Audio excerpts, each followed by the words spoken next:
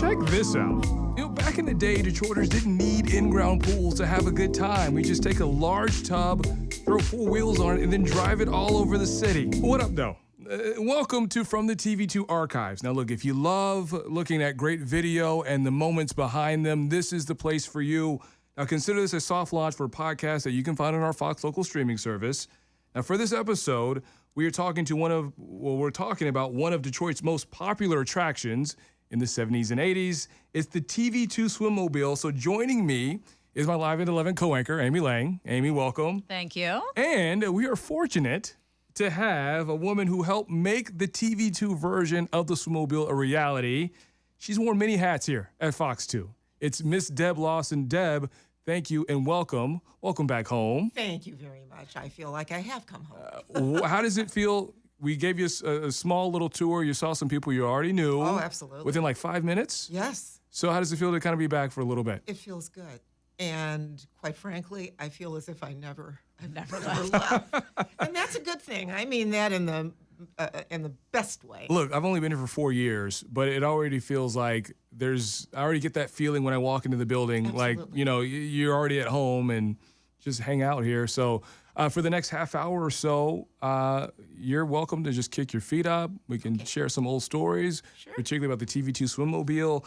Look, before we get started on the Swimmobile itself, Yes. I do want our listeners and viewers to know a little bit more about you. Oh, sure. Because you retired here 2013, came back in 2015. Yep. So give us a sense, a brief overview of Deb Lawson's career here at TV-2. Okay. Well, you and I talked about this a little bit, and I started working here in 1972.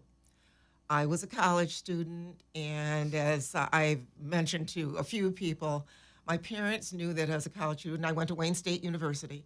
I needed a job, and that was okay. That was fine. And quite frankly, I came home from class one day, and I found out I had one, if I wanted one. And of course, the right answer to that was yes. And anyway, long story short, I had a neighbor who worked here. Long story short, though, is I started working here. I was a switchboard operator on weekends. That was what I did. The switchboard used to be in what I think is now, it might be someone's office now, but it was originally an office and then switched, but it was not visible. And anyway, started doing that. I graduated. I wanted a full-time job. I felt like I was already working here. Let me check things out. And so I took a position in the accounting department. I was a clerk. I was there for maybe about a year. And a friend of mine in the newsroom told me about an opportunity down there. I started working for them. I worked for the news director and for the assignment desk, which was wonderful, and did a little writing as well, which was very nice. But after that, I met Tom Fox in Community Affairs, started filling in for his coworker, his assistant, when she would go on vacation, et cetera. And when she finally left, I applied for the job. But it took me a while, as I told you. That was hilarious. But Tom paid me the nicest compliment anybody could pay me.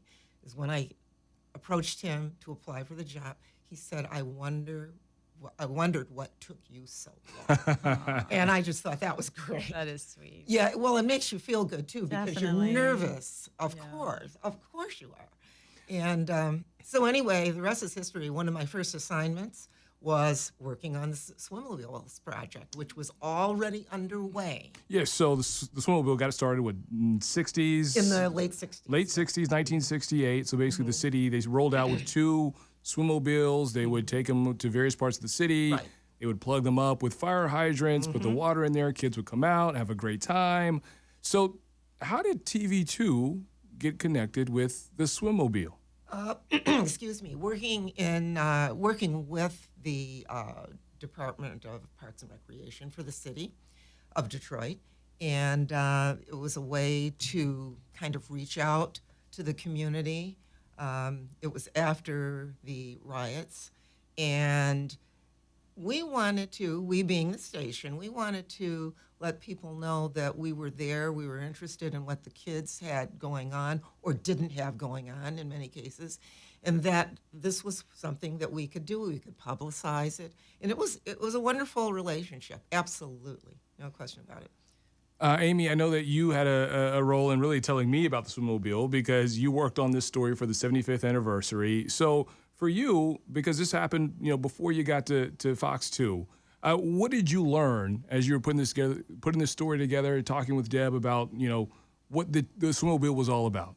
Well, it was really funny because it wasn't something that I really knew much about either. And I was down at the Detroit Police Department one day and talking to one of the officers who's in, media relations.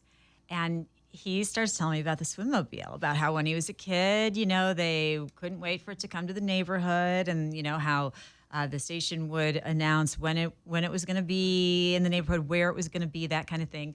And I said, no way. And he said, no, yes, way. There was this Swimmobile. And I'm like, oh, my God. And I know from working here forever what an amazing archive we have. And we, of course, have Doug Tracy. Yeah, shout out to Doug Tracy. Yeah, Doug Tracy. Because he did a lot of the legwork for our 75th. Really instrumental. And helping us out with this, too. Yeah, and making sure that we kept all of these moments and everything. And so I started going back through it, I guess with his help. The program started back in 1968 with 2 pools on wheels owned by Detroit Parks and Recreation. Then TV-2 joined in the fun and more swimmobiles were added to the fleet. To see the footage, you've got Mayor Coleman Young out there talking about how there's not enough for the kids to do. And so they're partnering with Fox 2 to make sure that the children have access to swimming pools. Absolutely. And simple concept. The fact that they did this is just so much fun. And in preparing for the 75th story, for our 75th anniversary, I got a hold of Deb because I didn't know who some of these people were in the footage. And she was like, oh, I'm like sending you pictures from this video. And I'm like, who is it? She's like, oh, that's Tom Fox. I'm like, okay, tell me about that. And so it was really fun. So when you wanted to do this, I was like, oh, Deb's the person to talk to. Because she, even though she remembers being a kid and it being out there in the neighborhoods, it wasn't obviously until you worked here that you found yourself sort of in charge. That was it. That was just the best thing because it was so much fun. And when you're young, you think you can do anything. Yeah. And I didn't even think about it. It was just throw it at me and I'll do it. Yep. And it was my responsibility to do it. And I was thinking about this on the way here. It was my responsibility to plan the kickoff for the season, which was usually June 29th, or it was the end of June. Okay. And I would I would pick a location, or maybe somebody picked it for me. I can't remember, but we would pick a particular location, engage the City of Detroit's Recreation Department to help us do that. And the main thing is we wanted to make sure that there were lots of kids there. I would reach out to the local radio stations that the kids listen to, and I'd get their top DJ out there. And don't ask me how that happened. I just asked. But they were willing to come out. They handed out free LPs. I know some listeners won't know what this is about, or viewers, but they were LPs, no CDs yet. No. And but it was great, and to interact with the kids, it was wonderful. Back when you were working with Fox 2 and you did the Swimmobile, this was a real community service. Absolutely. And to know that the Mayor Coleman came out. Did it feel like it was that big of a deal when you would see the video and you see Mayor Coleman come out there like, hey, it's hot. It did. Let's get these kids something to do. It did, because he was very serious about that. And, didn't bite his tongue. He let everybody know this is what we need. Here's what we would like. And it was, he would show up. He showed up, to a lot of different things. I'm sure he did. And I think, obviously we have so much, archival footage of him. But I think you have to really, as Deb mentioned, this was after the riots or the uprising, depending on, your view of it. But this city was really, in turmoil, wouldn't you say? And it was this sort of, gesture, this outreach, and this really important community service that, like, we just don't see the same kind of thing, today. But It felt good. Yeah. And you are absolutely right, Amy. And if you look at the footage, I think that says a lot because you got kids out there playing in water. they were having the most blast. fun. They're just screeching and screaming and splashing and laughing, and you can't help but smile when you see the footage and That everything is because very it's true. so fun. But didn't the TV2's commitment to this kind of grow over the years? Did It we did. start with like 1 and then we went to 2? I mean, Oh, we yeah. So eventually there were 6. Yes, Am I quite a correct? few. eventually there Yeah. were 6, and we were and that became a scheduling issue, and that was where I worked with the recreation department. Of course, they knew what we wanted to do and what our involvement meant as far as a television station. They worked hand in hand, side by side, to come up with a schedule. And boy, that schedule was as good as gold as far when I got there. Let me know, I love that. during the summer when you guys were planning this and you guys were getting ready to launch this and you were getting ready to send your reporters out on these stories Right. to cover the Swimmobile, what was it like in the newsroom? It was wonderful. Yeah. And I've looked at some of that footage too, and it's amazing how much you forget. Well, we're going to get to that in a second. I but know. yeah. Well, I won't No, go you're there good, then. You're good. But that's okay. But it was energizing, and you had people who really wanted to kind of get out there and really work with the community, and that's so important. And I think that was felt. I think that's one of the reasons why this is so well remembered, because it felt good. So there were 2 stories that I know that Amy pulled from. One was from Woody Willis. The other was from Linda Wright Avery. Oh, yeah. So you remember working with the 2 of them? Oh, yeah, So definitely. first, Woody Willis, I know that he was at the 1977 grand opening. Just tell me, for people who may not have known who Woody was, what was he like? A top-notch reporter. You could send Woody to cover anything, seriously, and he had that ability. There are some people who have different personalities, if you will, when it comes to the kinds of stories that they'll do. Woody could be sent anywhere and everywhere, and he embraced this, and it was just you could approach him about anything. And I remember doing that because I frankly had to do that with a lot of reporters, hat in hand or not. But, can you do this? And it led to some other parts of my job later on, where we did a lot of special events anyway. And where our presence, not my presence, the presence of people who everybody knew when they turned on their TVs. So. Yeah, no. So Woody, he was popular in the 70s and 80s. He worked here. I mean, he was still in the business when I arrived in Yeah, '98. he was. Yeah, he was still working in this market. He's a great presence. I know that he passed away. He died in Yeah. 2013, had a brief illness, but his legacy still lives on. Absolutely. And I saw a video, I think it was Murray Feldman. That's what makes TV so popular, especially here in Detroit, is you watch these people on TV and you grow that kind of relationship with them. I think at that time, I mean, it was TV-2 and Circle 7. I mean, that's all there really was That's to all there watch. was. So, these folks had to be like family. And they did feel as if they knew us.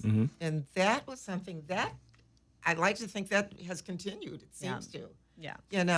Linda Wright Avery. Yes. So I know that she worked here. Yes, She eventually went to work in Philadelphia. Right. But just talk about the time that you spent with her working. She did a story on the Swimmobile back in 1979. Right. And that was probably one of the first stories that she covered when she Really? came here.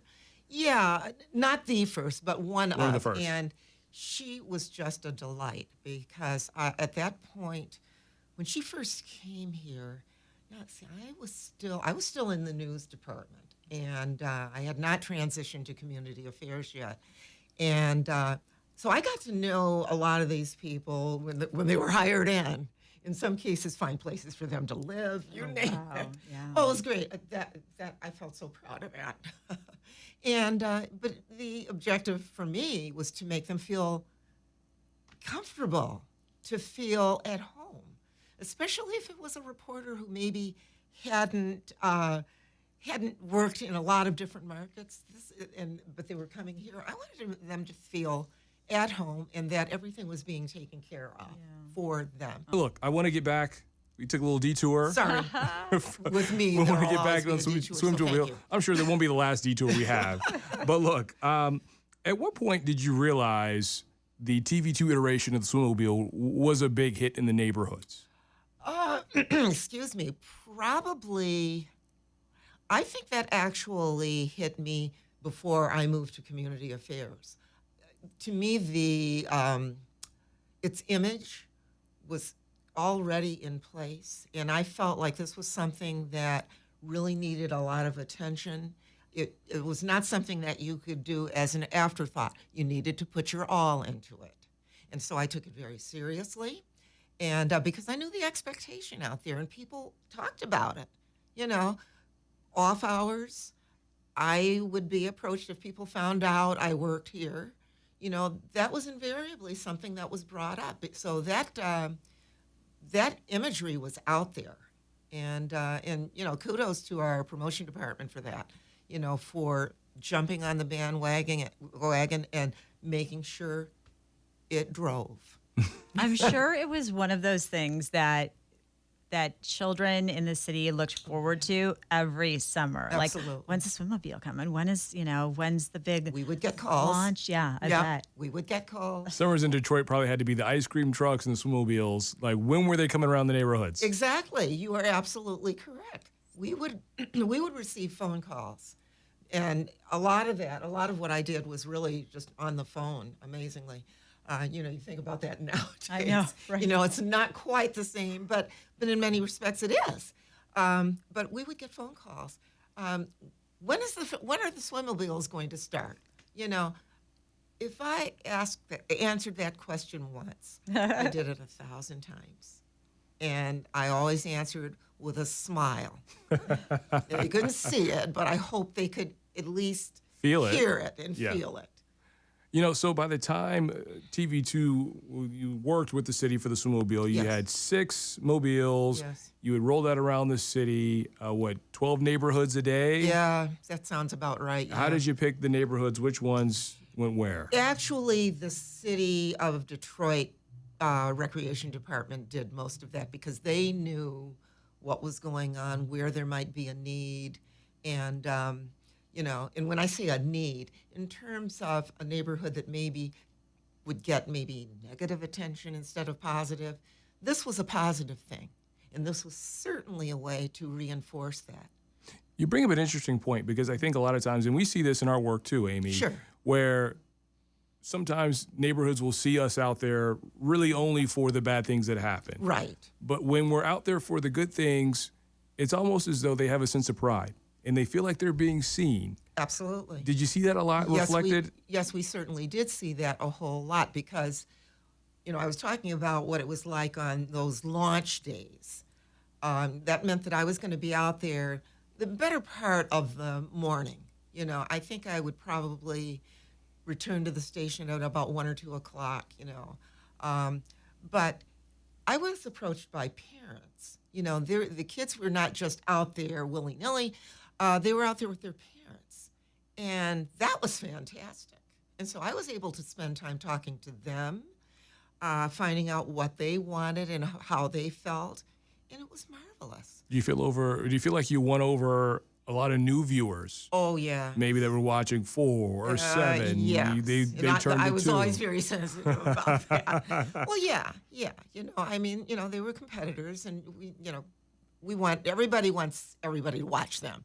And, but I felt that this was something that gave us a leg up, by being out there and being visible and having something with the station logo on it, the station's name on it, and having people that our viewers recognized. So I'm curious, do you mind if I ask go ahead. Brandon just briefly, because now if we were going to do that, we would put it all over social media where to find the truck, right? Or the swimmobile. How did you guys do it then? I mean, obviously you would have your big launch day, but since they were going all over the community throughout the summer, did you guys have like a slate that you ran with like the dates, times, that kind of stuff? Yeah, news. We were part of news, first of all. Community affairs was a part of news. And so it was a foregone conclusion that there would be publicity through the news department. But we used to run public service announcements announcing Where it would be. yeah. I love PSAs. Yep, That's PSAs. great. Yep, that was that. Look for the that was my Fox job. 2 or the TV-2 swimmobile in, Absolutely. whatever neighborhood on Tuesday. Well, and it was a quick. It was something 10 seconds. Right. It was all you needed. Yep.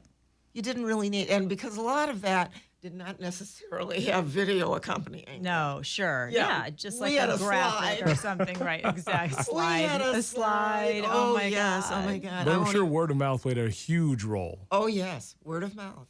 And again, our on-air staff, though, this was a collaborative effort between departments. It had to be, but again, we were part of news anyway, and so there was that expectation. Yes. And we had a schedule, and that was how we publicized it. And it's nice because that meant that a lot of people were watching Right. us. So give us a sense of when the swimmobile started to run its course. What were those last few years like? It slowed down, I think, but I still think that the popularity was still there, but it was probably with the parents.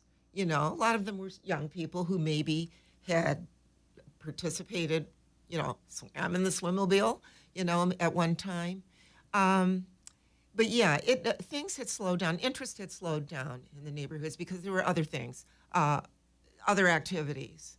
But it was still, it never left people's minds. People still talk about They it. still did. Still Yeah. How do you talk feel? about it. How do you feel that people still talk about it today? I mean, the fact that Amy was able to do a story and people still showed interest in it. Yeah, because when you talk to me about that, it's like, oh my gosh, you're kidding. Yeah. Somebody wants to know? Well, Amy, so when you share the story, because I know it was popular around here in the newsroom, we had talked about it on Live at 11, but what was the feedback you got initially as that story came out? Well, people who remembered it were just thrilled, like had so much fun sort of reliving that. And then I think the other reaction was, oh my gosh, I didn't know anything about that, And so it came in two forms: those who had enjoyed it, lived it, loved it, and those who Makes a difference. didn't know anything about it and were like, no way. They did not used to do that. Deb, let me ask you this. sure. To know that you have played a role in helping an entire generation of Detroiters learn how to swim, or at least get comfortable in the water, Yes. how does that feel? It feels amazing because it was something, for me, it was something that I took for granted because I had swimming lessons in school and that kind of thing, And swimming lessons are expensive. Yeah, they are. And they're this was time-consuming. This was part of the Detroit Public School curriculum. Okay. Amazing. Yeah. But it's so gratifying to see kids who maybe don't get that opportunity or might not have gotten that opportunity to be a part of that and to have helped them, like you said, gain a feeling of comfort being in the water. There was a full circle moment in Amy's story where you spoke with Michael Williams, Yeah. the Parks and Rec manager, Oh, and my. he who remembered, swam yes, in the swimmobile. Oh, and, how full wonderful. circle, he's now working at Brennan Pool at Rouge Park. Yeah, that That's was fantastic. fantastic. Yeah, I loved that part of it. I was like, oh, blah, blah. Because we were talking about the importance of swim lessons and where can you, where can you take swim lessons? And they had a lifeguard shortage. And so they were Yes, really yes, they struggling did. with that. And, so incorporating the swimmobile into it was just super fun. Sure. And when he told me, oh, yeah, you remember the swimmobile? They loved the think that's swimmobile. great, I was like, oh, my God. I Yeah. said, yes, really a full circle It moment. really touched so many lives. Deb, I got to ask you, Sure. do you think in 2025 the swimmobile would work today? I think so. Yeah? I think so. I'm not saying we're going to roll it out, but No, I understand, but I think so because I think what what concerns me is you hear here and there about children who don't have or haven't had the opportunity to learn to swim, Right. and to me, this fills that gap.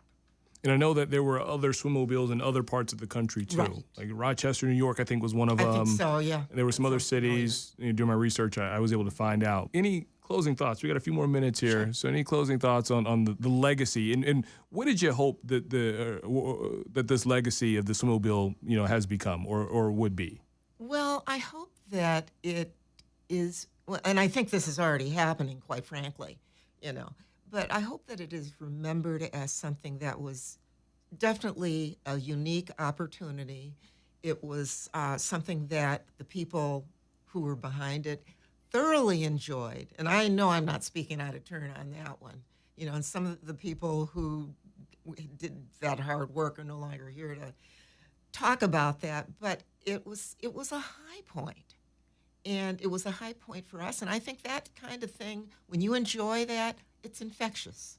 And I think that that's part of the legacy. And I think that's something that I think that means that it would work today. And I hope that it really did inspire people like, Michael Williams, like to learn to swim and to enjoy the water. And, I think that as we are heading into the summer season, get your kids enrolled in swimming lessons and save a life. It's just a really Save a life, important, exactly. an important skill to have. And I hope that just talking about the swimmobile now gets somebody interested in getting their kids into swim I'd lessons. love to hear that. Well, ladies, it has been an absolute pleasure. Amy, thank you. Deb, thank you for This coming has been by. a- You're always welcome This has been a to delight. stop by TV2. Thank you. And we appreciate you sharing your stories. I was delighted to share it. No problem. So much. Brandon Hudson from the TV2 Archives. Thank you for listening.